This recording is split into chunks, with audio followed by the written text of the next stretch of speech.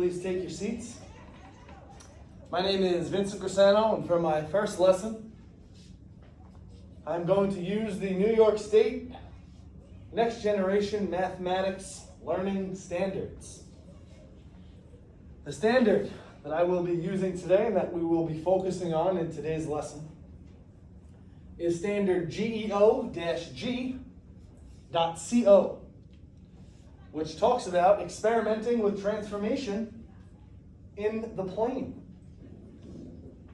Now, many of my students are on the spectrum, and have a hard time understanding or practicing how to keep the correct amount of social or physical distance from one another. Given the recent coronavirus pandemic, this is a very important aspect or practice that we have to instill. The goal of my lesson is to have my students to maintain the ability to keep a safe distance while in the classroom, while at the same time establishing a relationship and coexisting with your students in the room. I will have the students measure their arm and come up with a number. Then I will have them compare that number to the 6-foot distance recommended by the CDC. Is that number long enough?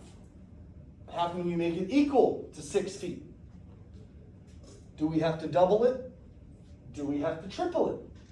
How can we use math to correlate the length of your arm to the distance mandated by the CDC? So I will model what this should look like, okay? Here I have something you all should recognize. This is a yardstick, okay? Using this yardstick, I am going to measure the length of my arm from my shoulder to the end of my middle finger, okay? Like so. Let's see.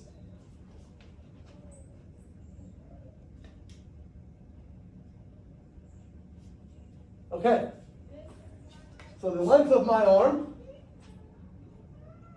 was 31 inches, okay?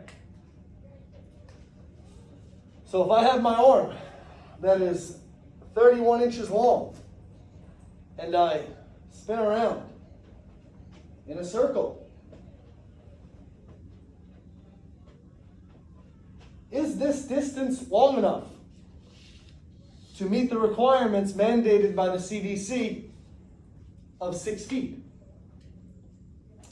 For my student population, this activity will be both fun and beneficial when inside the classroom, at home, or out in the community.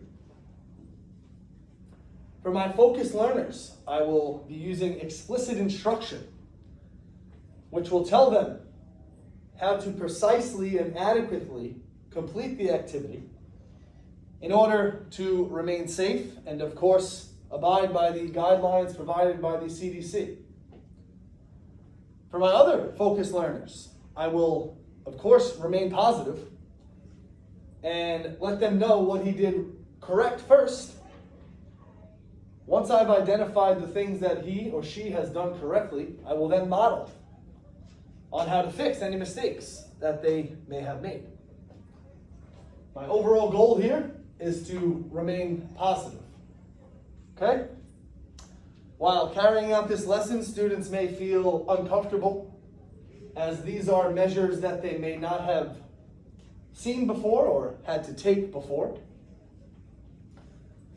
So while carrying out this lesson, I plan to be deliberate and explicit with my student body and be patient in my modeling techniques. That way, they can learn how to do it the right way. And with practice and repetition, I hope that my students are able to abide by the CDC guidelines, maintaining a distance of 6 feet at all times. Now, if we look at our classroom setup, it doesn't look like it normally does. You will see our desks are abiding by the guidelines set by the CDC. 6 feet apart. Everybody has their own domain. Everybody has their own area. We want to limit the contact between individuals to stay as safe as we can. Okay? So, once you are ready, let's grab the materials that we need while, of course, being socially distant. And let's see how we do.